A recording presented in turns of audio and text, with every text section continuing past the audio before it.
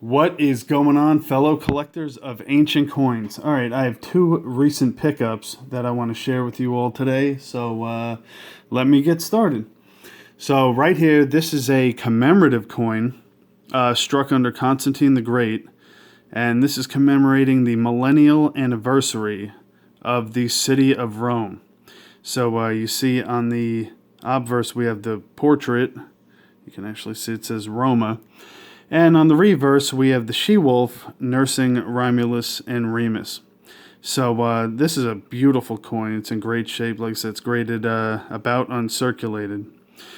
So anyone who doesn't really know the story of Romulus and Remus, I'll give you kind of a quick little layman's terms overview of how Rome came to be. So at the time, the king, Numitor, was overthrown by his brother Amulius.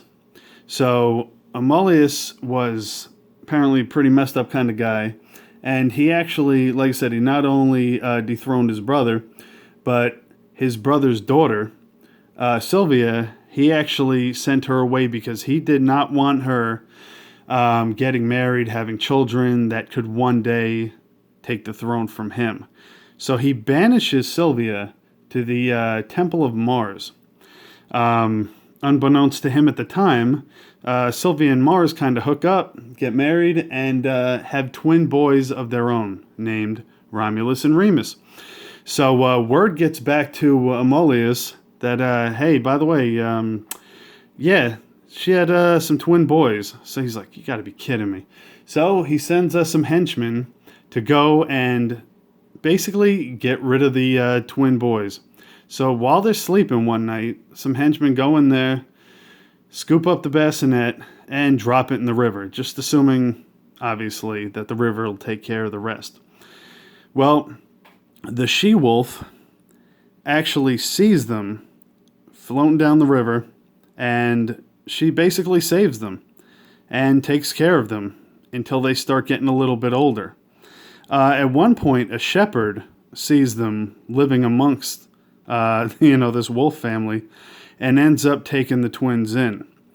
They end up taking care of them, till they get older and everything like that. And these twins actually end up doing, some good in the community. They're helping a lot of people and actually kind of gaining a name for themselves.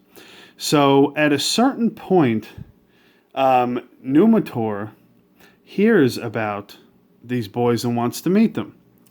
So when he does meet them, he sees this striking resemblance to his daughter. And he kind of puts it together that, oh my God, these are my grandsons. So he tells them the whole story.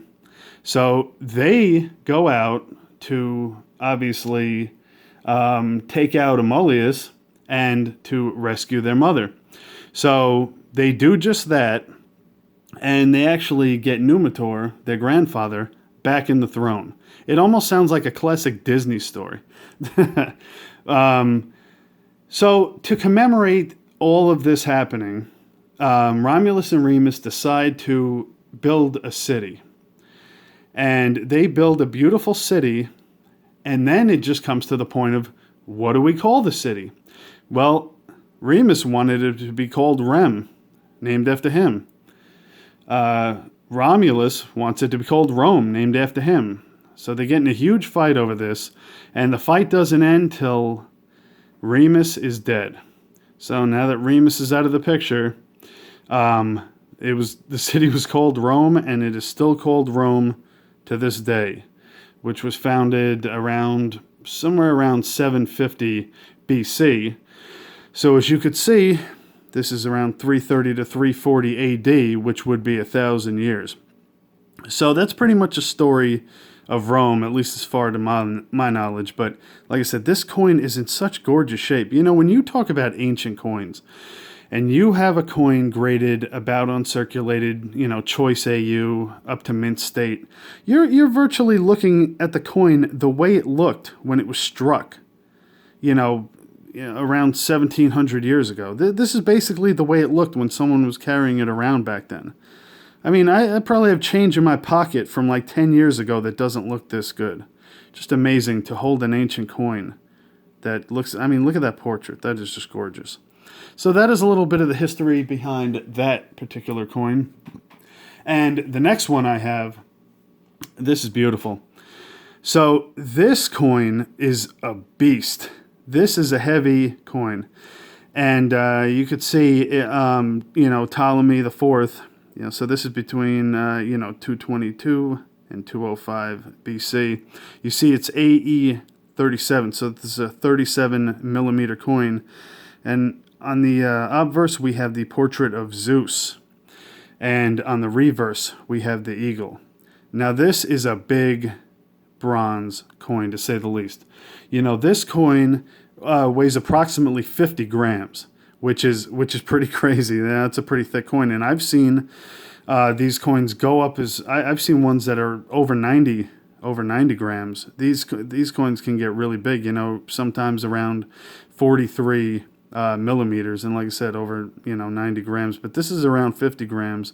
You see, it's graded very fine, and this is actually my first ancient Egyptian coin. So this actually came from Alexandria, but this is a really cool coin. It's kind of hard to tell how thick this coin is from, just looking at it here. But if you compare it to the other slab, look at that. That's how thick this coin is compared to what a usual slab looks like, and you could feel the weight of it too. But this is really cool, and I got this for a great price. So this was something I definitely had to scoop up. This is a beautiful coin. All right, so that's going to be it for me today. I hope you all enjoyed this video, and as always, I will see you guys next time.